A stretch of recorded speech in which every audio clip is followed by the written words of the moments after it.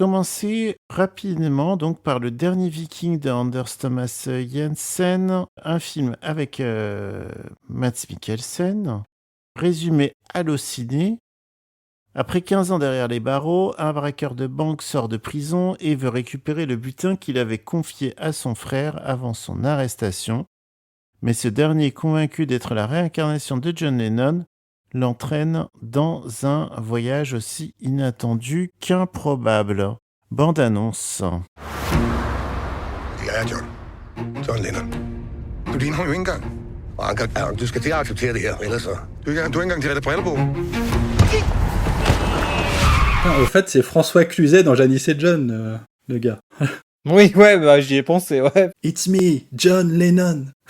Alors, effectivement, c'est évidemment la première raison pour laquelle je voulais vous parler de ce film.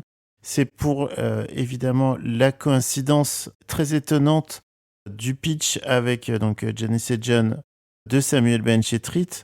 Et évidemment, dès que quelque chose fait penser à du Benchetrit, on a envie immédiatement d'y aller. Ouais. J'ai l'impression que parfois Matt Mikkelsen il joue un peu comme Christophe Lambert dans Janice et John aussi, dans certains films. C'est tout. Le parallèle s'arrête là. La deuxième raison pour laquelle je voulais voir ce film, c'est qu'il y a une longue histoire d'amitié et de cinéma entre Anders Thomas Jensen, Mads Mikkelsen et l'autre acteur principal du film, dont j'ai oublié le nom. Nicolas Likas. Voilà, c'est ça. Si je me trompe pas, il fait toujours les films avec ces deux acteurs-là. Et moi, j'avais vu Les Bouchers Verts, c'est ça ? Ouais. Le titre ? Ouais.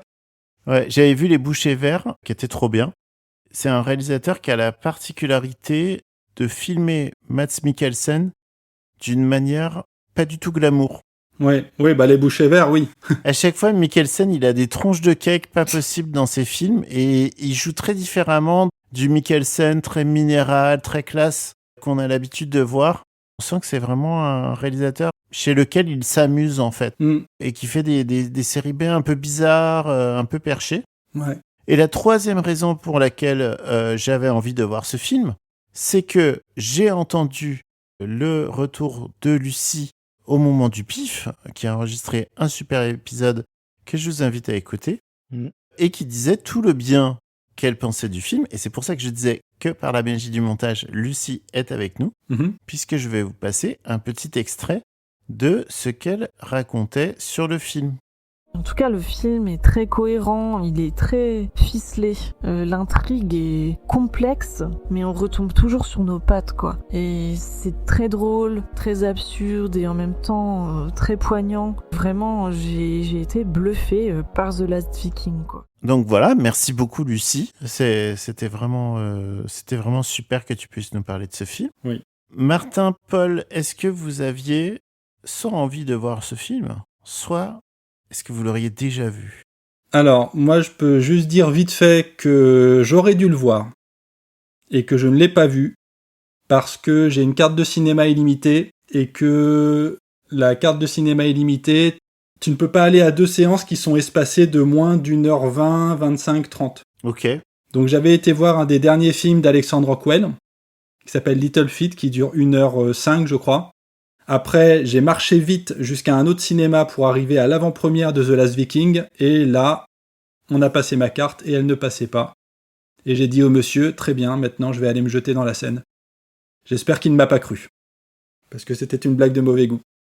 Et voilà. Et j'avais d'autant plus envie de le voir parce que oui, j'avais bien aimé Les Bouchers Verts, j'aime bien Mads Mikkelsen, et aussi j'aime bien Nicolas Likas, que j'avais découvert dans une série de films qui s'appelle Les Enquêtes du département V. Oui. Où il joue un détective particulièrement taciturne et particulièrement pas spécialement heureux de vivre.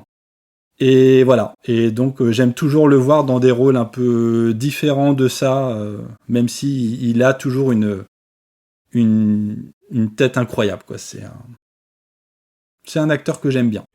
Bah alors moi c'est simple, j'ai vu tous les films de Anders Thomas Jensen, y compris The Last Viking, et effectivement, alors il me semble qu'il y a vraiment même d'autres acteurs qui sont récurrents, mais c'est vraiment une équipe de rêve ces gars.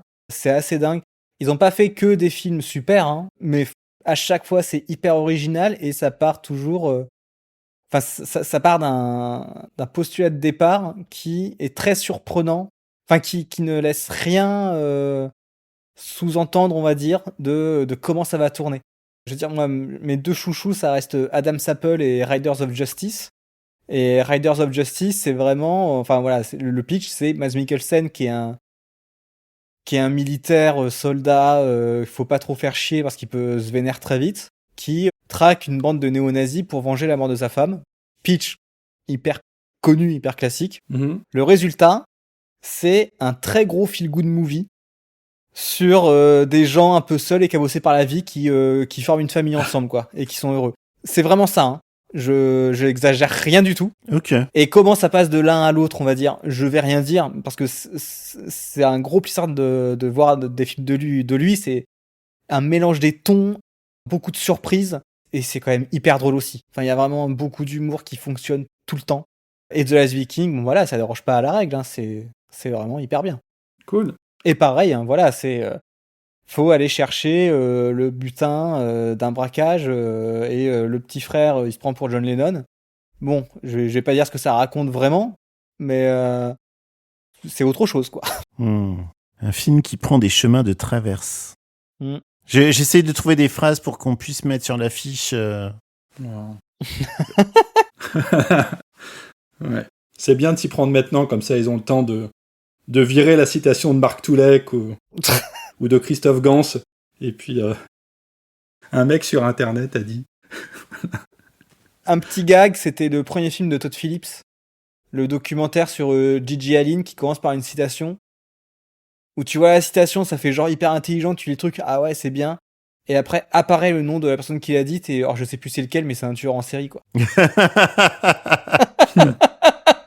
Vraiment, très bon gag, vraiment. Pas mal, pas mal.